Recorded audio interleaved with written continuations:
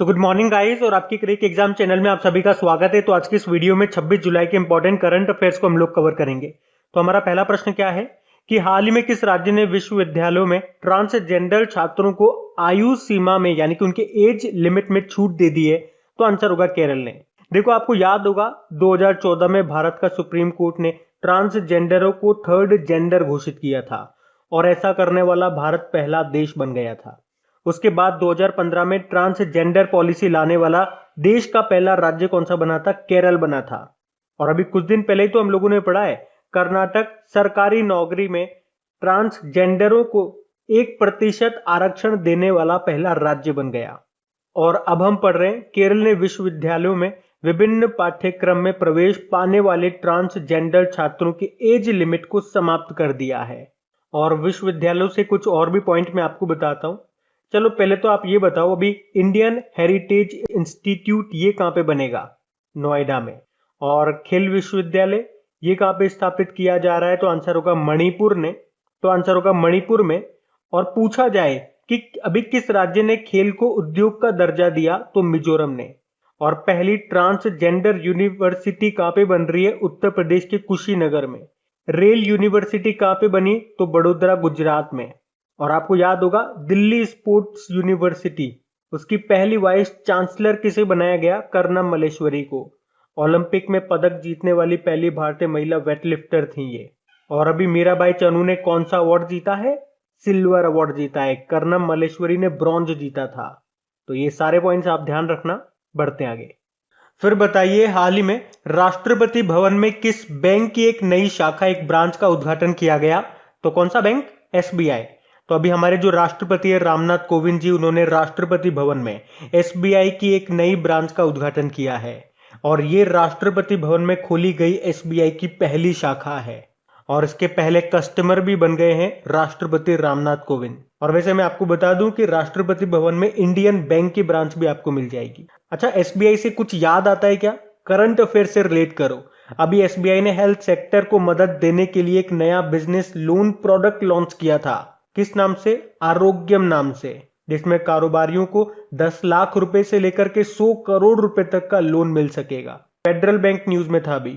ग्राहकों के लिए फेडी नाम से एक artificial intelligence based virtual assistant इसने लॉन्च किया।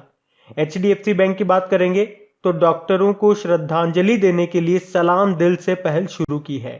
और एलआईसी की बात करेंगे तो आरोग्य रक्षक स्वास्थ्य बीमा योजना भी इसने लॉन्च की थी। यहाँ पे बात एसबीआई की है तो इसके बारे में और जान लो। देखो, एसबीआई की स्थापना होती है 1 जुलाई 1955 को और इसका हेडक्वार्टर मुंबई में आपको मिलेगा। इसके चेयरमैन कौन है? दिनेश कुमार खारा।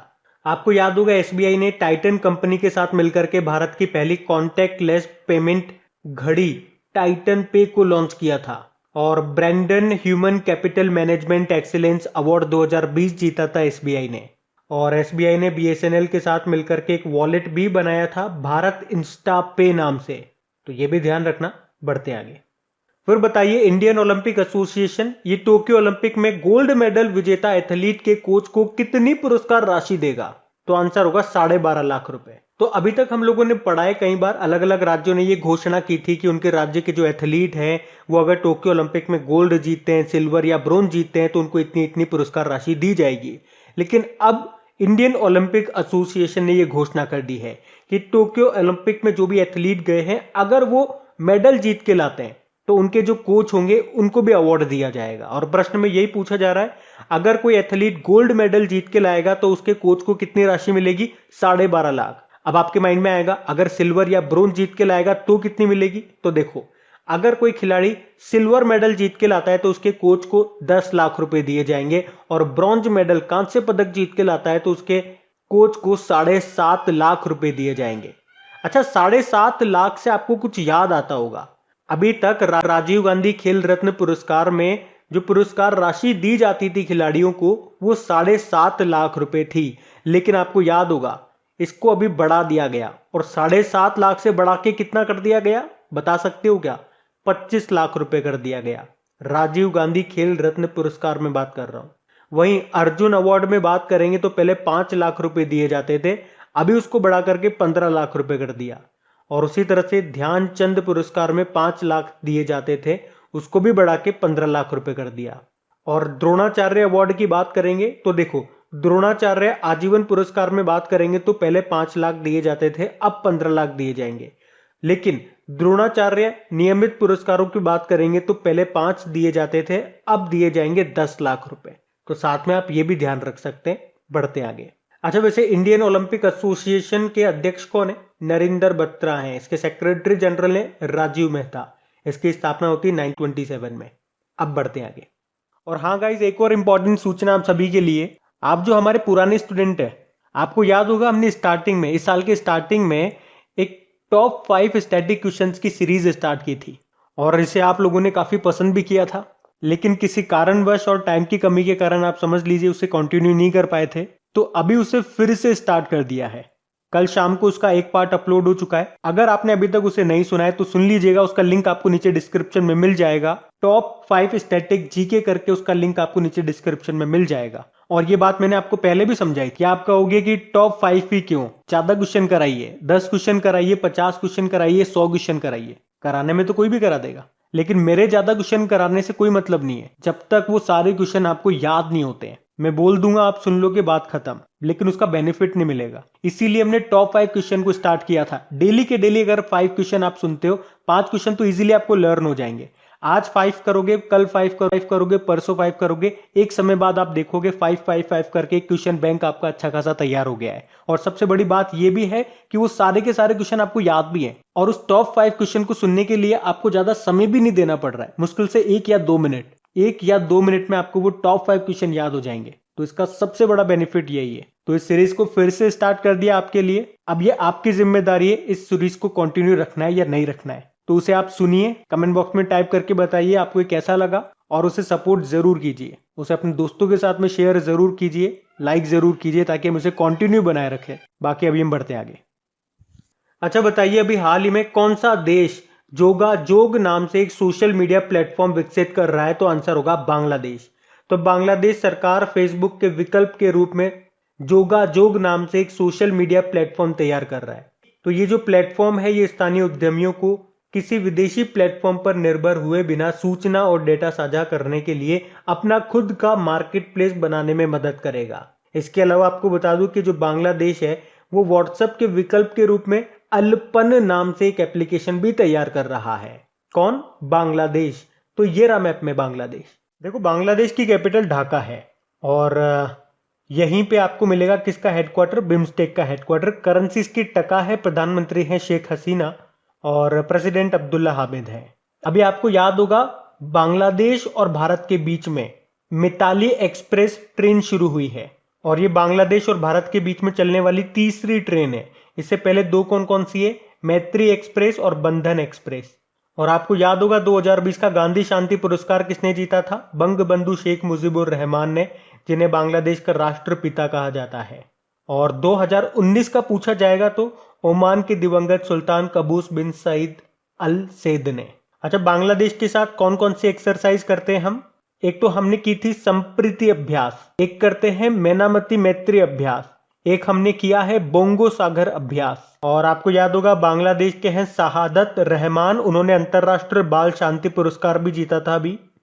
उसके अलावा यूनेस्को ने रचनात्मक अर्थव्यवस्था के क्षेत्र में 2021 से शेख मुजीबुर रहमान के नाम पर एक अंतरराष्ट्रीय पुरस्कार शुरू करने की भी घोषणा की थी। तो ये भी याद रखना। बढ़ते आगे। फिर बताइए, अभी हाल ही में किसने shifting orbits decoding the trajectory of the Indian startup ecosystem नाम की बुक का विमोचन किसने किया? किसने रिलीज किया इसे? तो आंसर होगा अमिताभ कांत ने। अमिताभ कांत ये कौन है? नीति आयोग के सीईओ हैं और अभी इन्होंने ही इस बुक को, जिसका नाम है shifting orbits decoding the trajectory of the Indian startup ecosystem नाम की बुक को रिलीज किया है। बात करेंगे अगर इस बुक को लिखा किसने है, तो 3-4 लोगों ने मिलकर लिखा है। कौन कौन है वो? आईआईटी मद्रास के प्रोफेसर है ए थिलाई राजन, आईआईएम बेंगलुरु के डॉक्टर श्रीवर्धनी के झा, आईआईएम कोझिकोड के एसोसिएट प्रोफेसर डॉक्टर जॉफी थॉमस और आईआईटी बॉम्बे के डॉक्टर रोहन चिंचवड़ करोफ ने इसको मिलकर के लिखा है और इसको रिलीज किया अमिताभ कांत ने। बाकी देखो, अमिताभ घोष, अभी इन्होंने एक बुक लिखी थी the living mountain. Bimal Jalan RBI के पूर्व गवर्नर है, द इंडिया स्टोरी नाम की बुक को लिखा और doctor C K Giriyali bank with the soul Equitas नाम की बुक को लिखा है। देखो जब भी बुक की बात आती है 2-4 नाम मैं आपको हमेशा याद करवाता हूँ। शरण कुमार लिम्बाले का नाम याद रखना, 30वां सरस्वती सम्मान मिला इनको इनके मराठी उपन्यास सनातन के लिए। एक शरद पगारे का नाम याद रखना, 30वां व्यास सम्मान मिला इन्हें इनके उपन्यास पाटलिपुत्र की सम्राज्ञी के लिए। एक मोहन कृष्ण बोहरा का नाम याद रखना, 30वां बिहारी पुरस्कार जीता इन्होंने तस्लीमा संघर्ष और साहित्य के लिए। और एक और इंपॉर्टेंट क्वेश्चन याद रखो, इंटरनेशनल बुकर प्राइज ये किसे मिला है? डेविड डायोब को मिला है जो कि फ्रांस के हैं। इनके उपन्यास का नाम क्या है? At night all blood is black. तो ये भी याद रखना आप। बढ़ते आगे। अच्छा फिर बताइए, अभी हाल ही में विश्वविद्यालय शिखर सम्मेलन 2021 यानी कि वर्ल्ड यूनिवर्सिटी समिट 2021 का आयोजन किसने किया? तो आंसर होगा ओपी जिंदल ग्लोबल यूनिवर्सिटी ने। तो अभी ओपी जिंदल ग्लोबल यूनिवर्सिटी जो आपको मिलेगा सोनीपत हरियाणा में, उसने ही वर्ल्ड यूनिवर्सिटी समिट 2021 का आयोजन किया है। और इसका उद्घाटन किया था, इस सम्मेलन का उद्घाटन किया था भारत के vice president M Venkaiah Naidu ji ने। तो ये जो समिट है ये 25 से ज्यादा देशों के शिक्षाविदों और तकनीकी विशेषज्ञों को एक साथ लाने के लिए एक मंच, एक प्लेटफॉर्म प्रोवाइड करता है। देखो बाकी आईआईटी मद्रास, आपने पढ़ा होगा अभी एनबी ड्राइवर नाम से एक आर्टिफिशियल इंटेलिजेंस बेस्ड गणितीय मॉडल विकसित किया था इसने।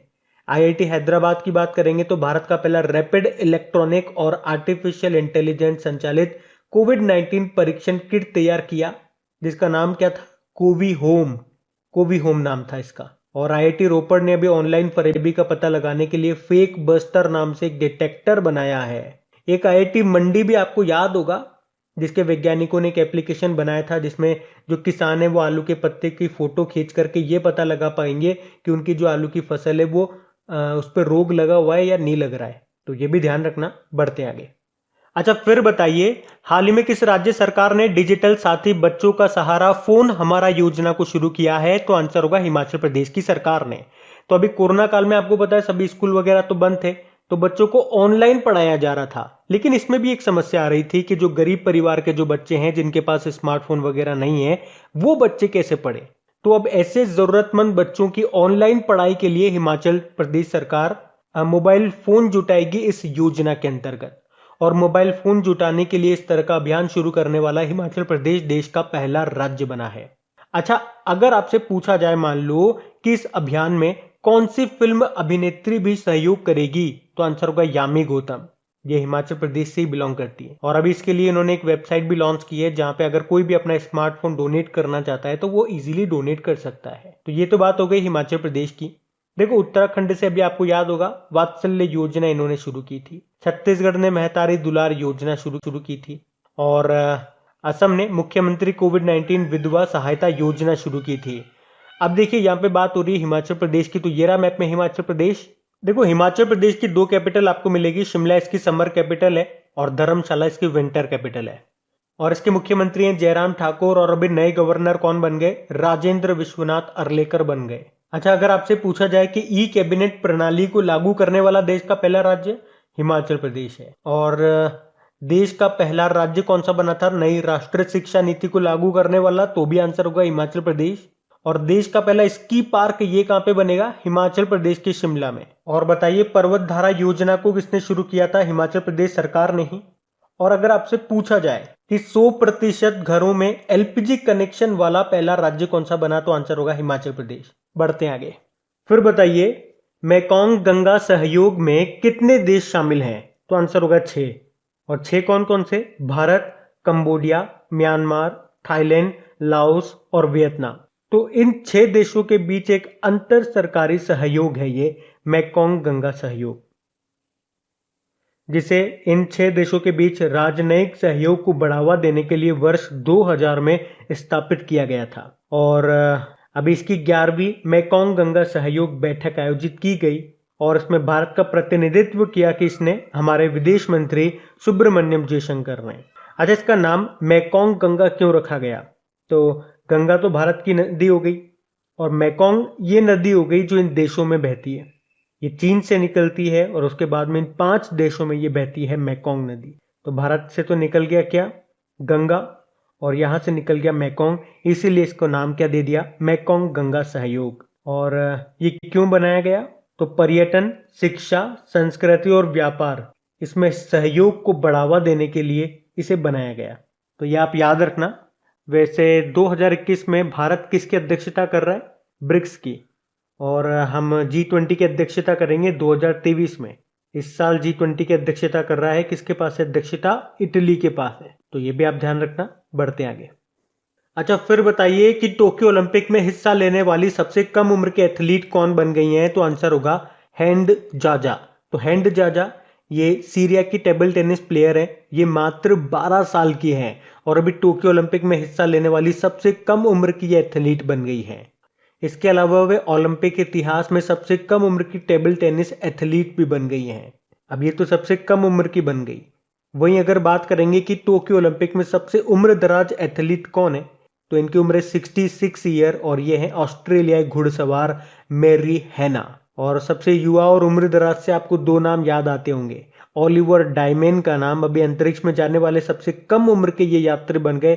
इनकी उम्र मात्र 18 साल है। और वेली फंक ये अंतरिक्ष में जाने वाले सबसे उम्र दराज व्यक्ति बन के, इनकी उम्र कितनी है? 82 ईयर है। और अभी ये दोनों जेफ बेजोस के साथ अंतरिक्ष यात्रा पर गए थे। अच्छा, जेफ बेजोस ये अमेजन के संस्थापक है और इनकी स्पेस एजेंसी का नाम क्या है?